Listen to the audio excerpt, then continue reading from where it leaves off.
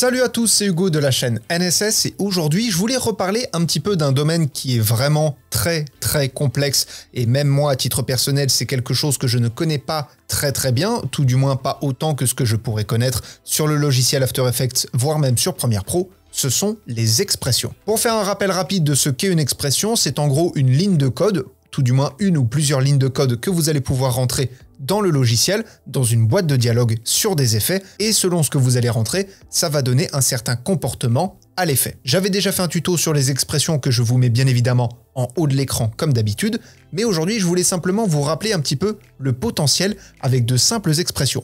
Je vous montre un exemple pratique. Bon là j'ai juste passé mon solide jaune en cercle, ça n'a aucune importance pour le tuto. Par exemple, si avec ce rond j'ai envie de créer un effet de glitch rapide et vachement sympa, qu'est-ce que je peux faire? On va utiliser deux effets et une expression. Le premier effet que l'on va venir mettre, c'est l'effet onde progressive, et le deuxième effet, c'est la déformation numérique VR. Alors dans l'absolu et dans le visuel, on a déjà quelque chose de plutôt sympa, mais si on lit la vidéo, on n'a pas grand chose. L'effet glitch, il n'est pas vraiment présent, voire même pas du tout. Dans ma timeline, j'ai développé les options des deux effets, et je vais donc venir rentrer une première expression, par exemple au niveau de la période de mes ondes progressives. Pour ça, je vais donc faire Alt enfoncé et sélectionner le chronomètre de période, ce qui donc, comme je vous l'ai dit, va ouvrir une petite boîte de dialogue. Pour notre effet, je vais utiliser l'expression wiggle, qui est une expression on ne peut plus classique, ça fait partie des plus connues. J'ouvre ensuite une parenthèse, et là je vais pouvoir rentrer deux informations. La première, où je vais rentrer 10, ça va être 10 changements de valeur par seconde. Je sépare par une virgule et ensuite je vais mettre par exemple 50, ça va être la valeur de changement, l'amplitude de changement à partir de la valeur par défaut, donc à savoir 40. À partir de là, je vais avoir 50 unités de changement, que ce soit au-dessus de la valeur ou en dessous,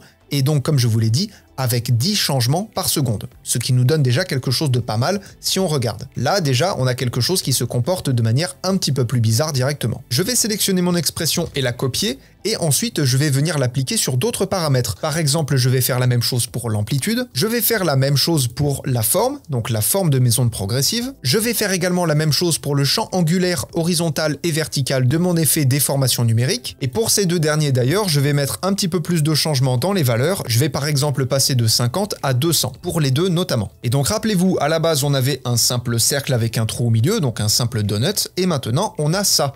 On a quelque chose de beaucoup plus chaotique, et comme vous l'avez vu, on a juste rajouté deux effets avec quelques expressions qui sont vraiment les mêmes, et ça nous crée vraiment quelque chose de très intéressant. Ce que je voulais rappeler avec cette vidéo, c'est simplement le potentiel de créativité, puisque dans le premier tuto, je vous avais montré simplement les effets des expressions sur le paramètre de position ou sur le paramètre d'échelle, bref, sur des paramètres simples, mais retenez bien que le potentiel de l'expression peut s'appliquer à n'importe quel paramètre de n'importe quel effet. Et à partir de là, je vous laisse cogiter un petit peu et imaginer ce qu'il est possible de créer. C'est tout pour aujourd'hui, on reste là-dessus pour pas faire trop compliqué et pas trop long. Apprenez, utilisez et progressez dans vos montages. Je vous fais des bisous et à plus.